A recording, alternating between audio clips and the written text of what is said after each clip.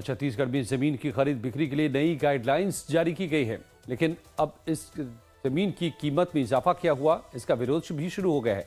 सरकार ने इसे बिल्कुल सही फैसला बताया है, वहीं कांग्रेस इस पर सवाल उठा रही है। प्रदेश के पूर्व मुख्यमंत्री भूपेश बघेल इसे सरकार का तुगलकी फैसला बता रहे हैं। तो सरकार का कहना है कि इससे आम आदमी को ही फायदा पहुंचेगा और मनी लॉन्ड्रिंग पर लगाम लगेगी। करीब 8 महीने के इंतजार के बाद रायपुर समेत राज्य भर में नई कलेक्टर गाइडलाइंस जारी की गई है। रायपुर, बिलासपुर, दुर्ग, भिलाई और अंबिकापुर समेत कई जिलों में जमीन की कीमत 10% से 100% तक बढ़ गई है। सरकार के इस फैसले का विरोध शुरू हो गया है। रायपुर के रजिस्ट्रेशन ऑफिस में भी इसका प्रभाव देखने को मिल रहा है। पूर्व मुख्यमंत्री भूपेश बघेल ने इसे तुगलकी फरमान बताया है। वहीं इस फैसले का विरोध बीजेपी के प्रदेश अध्यक्ष को भी झेलना पड़ा। जो सरकार है, जो तुगलकी आदेश निकाला है, जिसका घोर विरोध व्यापारी वर्गों ने किया है, और वो भी भारतीय जनता पार्टी सत्ताधारी जो अध्यक्ष है, प्रांताध्यक्ष, उसका घेराव किया गया। दुर्ग में प्रदर्शन हुआ, तो एक तो व्यापारियों ने प्रदर्शन किया पहली बात, जबकि ये करते नहीं। दूसरी बात, कभी किसी प्रदेशाध्यक्ष घेराव नहीं हुआ, वो हुआ दुर्ग में हुआ। इस बात का क्या है? इसका कहने का मतलब ये है कि सरकार ने जो फैसला लिया है वो आत्मघाती है, लाखों परिवार की रोजी रोटी छीन जाने वाली है। छत्तीसगढ़ में आखिरी बार 2017-18 में जमीन की कीमत बढ़ाई गई थी। लंबे समय से जमीन की सरकारी कीमत नहीं बढ़ने की वजह से बाजार भाव और सरकारी कीमत में बड़ा अंतर पैदा हो गया था। इसके अलावा सड़क पर और सड़क से 20 मीटर अंदर की जमीन के भाव का अंतर भी बेहद असंतुलित हो गया था। कांग्रेस सरकार ने अपने कार्यकाल में सरकारी जमीन की सरकारी कीमत 30% छूट दी थी। इसके बाद 5 साल तक जमीन की कीमत में कोई बदलाव नहीं किया गया था।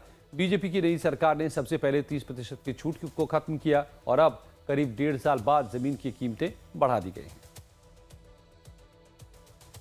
लाइन में हमारे यहाँ 2 प्रकार के रेट होते थे, स्क्वायर फीट का रेट और हेक्टेयर का रेट। और बरसों दशकों से चला रहे मध्य प्रदेश के जमाने से चला रहा। स्क्वायर फीट रेट और वर्ग मीटर रेट उसी को बोलते हैं, या फिर हेक्टेयर रेट। तो आपको कई बार मिलेगा, मैक्सिमम बार मिलेगा कि 15 डिसमिल जमीन का दाम ज्यादा हो रहा है और 40 डिसमिल जमीन का दाम कम कैलकुलेट हो रहा है सरकार में। इसके कारण से एक तो नेचुरल जस्टिस के खिलाफ हो गया। भाई 5 केला का दाम जितना है, मान लीजिए 5 केले का दाम 20 रुपया है, तो 7 किले का दाम 14 रुपया कैसे हो सकता है? दुनिया में ऐसा हो ही नहीं सकता, लेकिन इसमें होता था। ठीक है, उसके कारण से जमीन अधिग्रहण में बहुत सारी दिक्कतें आती थी, जो आप सब ने, हम सब ने देखा। भारतमाला घोटाला, इतने बड़े बड़े घोटाले जो देखे।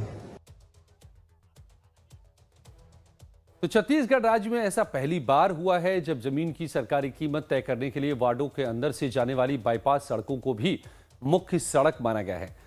साथ ही राज्य में नई गाइडलाइंस लागू करने से पहले एमपी और तेलंगाना मॉडल की स्टडी भी की गई और उसे राज्य की जरूरत के मुताबिक लागू किया गया है।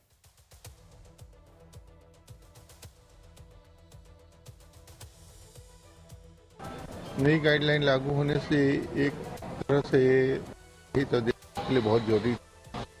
गाइडलाइन की वैल्यू नहीं बढ़ाई गई थी और पुराने ही रेट पे रजिस्ट्रियाँ हो रही थी, जिससे देश को और राज्य को राजस्व की हानि हो रही थी। ये नई राजस्व मिलने से बहुत कुछ देश और राज्य के विकास के लिए राजस्व के उपयोग होंगे और ये बढ़ाया जाना कोई अनुचित नहीं है, तो बिल्कुल बढ़ाया जाना उचित है। लेकिन कुछ क्षेत्र में औसत से ज़्यादा बढ़ा दिया गया, जो अनपेक्षित था। लोगों को इसी के लिए परेशानी जा रही है। और दूसरी बात, छोटे टुकड़े की जो रजिस्ट्री बंद कर दी गई है, वो टोटल ही जनहित में नहीं है, क्योंकि जब तक छोटे आदमी छोटे छोटे टुकड़े लेकर, यदि गरीब आदमी बड़ा टुकड़ा 2500 फीट का कहाँ से ले सकता है। तो छत्तीसगढ़ सरकार के इस फैसले का सीधा असर आम लोगों पर होगा। लोगों के लिए प्लॉट, फ्लैट, मकान और दुकान खरीदना महंगा हो जाएगा। जमीन की कीमत बढ़ने की वजह से सरकारी और प्राइवेट बिल्डर्स के मकान भी महंगे हो जाएंगे।